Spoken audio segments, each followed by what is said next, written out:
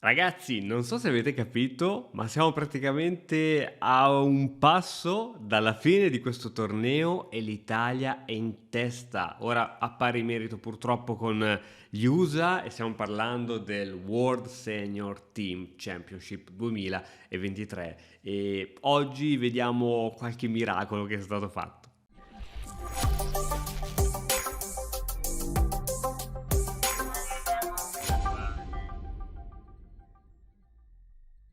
Bene, all'interno di questo torneo le squadre composte da 4 giocatori contro 4 giocatori si sfidano e come possiamo vedere l'Italia è in testa con punteggio lo stesso degli USA ma un Buchholz più alto, 181 contro 171, poi questi sono tutti altri modi per determinare gli spareggi. Come puoi vedere ci sono tante altre squadre, tra cui la Cina e non vedo in alto squadre che mi aspettavo di vedere. Comunque sia, è interessante e andrei a vedere tra le partite quella disputata Italia contro USA, che era senza ombra di dubbio la squadra favorita e di cosa siamo stati in grado di fare. Abbiamo avuto qui tra David Alberto e Shabalov Alexander un 1-0 per l'Italia, qui tra Helvest Gian e Michele Godena un pareggio col nero ottimo, va benissimo contro un grande maestro.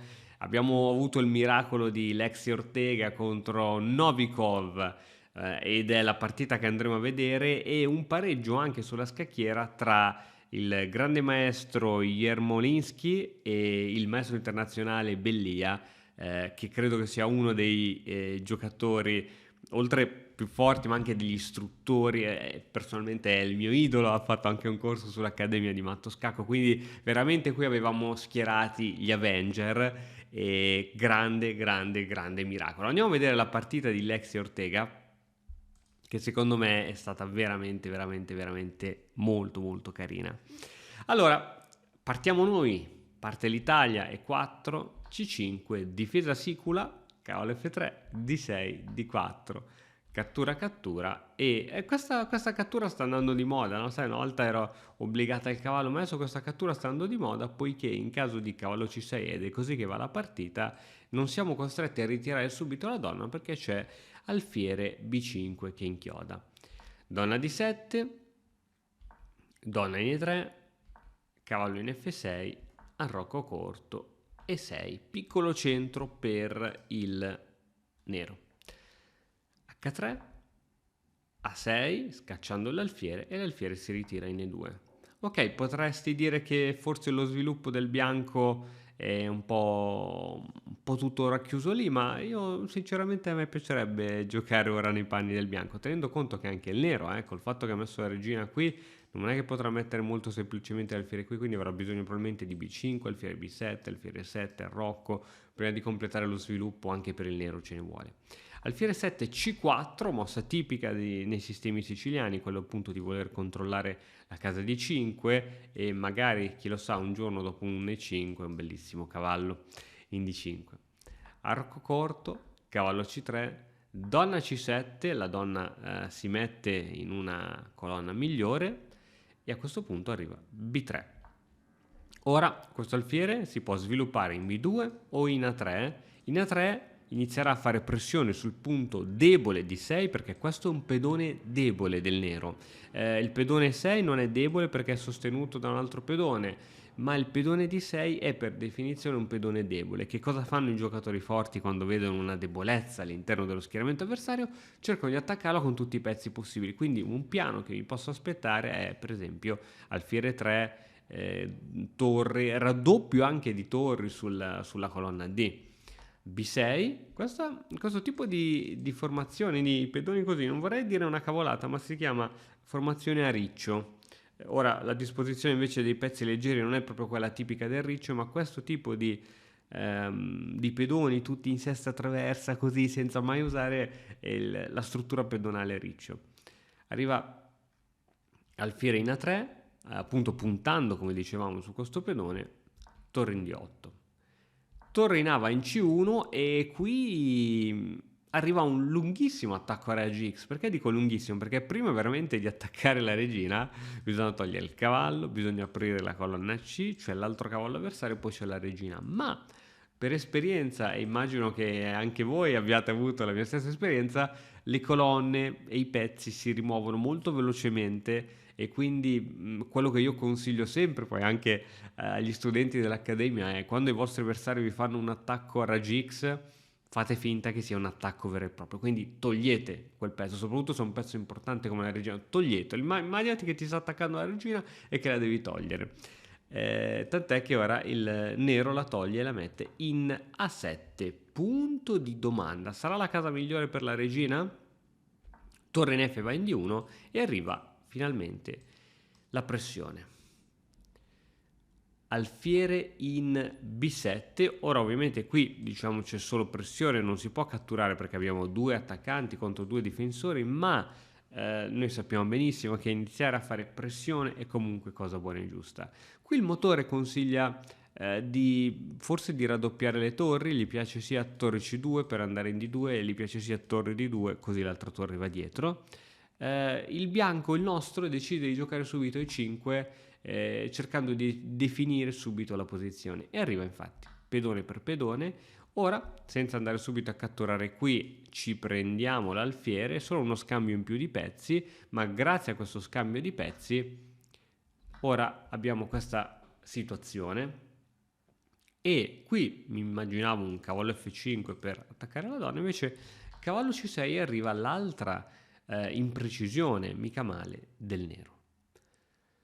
Ora anche qui è difficile ora continuare perché sembra che sia tutto messo al proprio posto. Ovviamente è inutile dirti che il bianco qui ha iniziativa, ha un forte cavallo, ha i pezzi meglio collocati. Ovviamente se qui si va ai cambi, cavallo per cavallo, oppure alfiere 3, cavallo, alfiere... Se si va ai cambi qui la posizione si appiana. Come puoi vedere nella barra laterale la barra è riempita più di bianco, quindi è il bianco che è in vantaggio, quindi qui bisogna per quanto possibile cercare di evitare troppo lo scambio dei pezzi. Il motore qui consiglia cavallo G4, in partita viene giocata F4, una mossa ci vuole fegato a farlo perché noi diciamo sempre che dei tre pedoni dell'arrocco uno si può spingere, se spingi due diventa già complesso. Questa è una mossa dove non si torna più indietro. La diagonale ora scura si è indebolita e la donna del bianco è sospesa. Difficile da attaccare, ma è sospesa e quindi potrebbe essere inchiodata dopo un B5, robe varie. Però questa mossa ha un grande pregio che ha creato poi quello che viene chiamato, cioè un avamposto, un cavallo all'interno della metà campo avversaria sostenuto da un pedone in una casa dove difficilmente è scacciabile. Torre in A va in B8 e arriva cavallo in A4. Ancora una volta il bianco vede delle debolezze e inizia a cercare dei modi per attaccarle in tutti i modi possibili. Alfiere A8 per permettere alla torre di difendere questa debolezza e arriva torre per D8. Ovviamente ora al nero piacerebbe mettere una torre su colonna aperta, ma la torre purtroppo ha la funzione di difendere quel punto che sta venendo attaccato. Quindi cavallo D8 e questo cavallo torna sull'ottava traversa in posizione totalmente passiva. Continua il dominio del bianco che mette lui ora la torre su colonna aperta e arriva donna in C7. Ora qui c'erano un po' di idee. Qual era l'idea dietro torre di 1, oltre che mettere la torre su colonna aperta? L'idea è che se il bianco fa una mossa inutile, guarda, sparo giusto una mossa inutile per farti vedere, qui c'è il colpo tattico, si potrebbe pensare di andare a catturare qui, esempio. Cattura. Catturi di donna, sacrificio di donna, poi scendi con la torre e ti do il matto sull'ottava traversa. Puoi difenderti un'altra volta, ma arriva comunque il matto. Quindi c'è questa idea, torniamo invece alle mosse originali della partita, c'è questa idea di che io posso attirare i tuoi pezzi su B6 perché poi il cavallo in D8 rimane indifeso e do matto. Il nero decide di difendersi con donna C7 per tenere meglio il cavallo, tenere meglio qui, tenere tutti i suoi pezzi, ma arriva, fulmina il sereno che è donna D4 che ripropone ancora una volta lo stesso tema. Faccio ancora una volta una mossa inutile per il nero, Qui ancora una volta, per esempio, così, così, così si vince perché donna e torre. Oppure, se vai subito con la donna, ancora una volta c'è donna, la torre perde il controllo sul cavallo e arriva lo scacco matto. Quindi arrivano situazioni molto interessanti. Cavallo C6 per togliere il cavallo dalle catture, dalle future catture, ovviamente il cavallo protegge ora l'entrata in D8 e arriva, la sveglia che è suonata, e arriva donna in D6. Quando un giocatore entra nelle retrovie avversarie è sempre difficile la situazione e qui ovviamente arriva donna in C8. Pedone in C5 e anche qui la situazione è critica. Cosa fai? Lo catturi, non lo catturi, sto pedone, e se spingi avanti arriva cavallo B6 devastante avamposto. È difficile veramente prendere queste scelte e ancora una volta il nero si ritrova a giocare una mossa passiva di questo tipo che prende un tempo sulla donna, ma come puoi vedere quasi tutti i pezzi del nero sono sulla casa di partenza. Donna in D7, ok, mi catturi la regina, io posso entrare con un cavallo, con una torre in settima e noi sappiamo quanto una torre in settima può essere devastante. Adesso arriva una serie di semplificazioni, cavallo per E5, ma prima di riprendere subito mosse intermedie.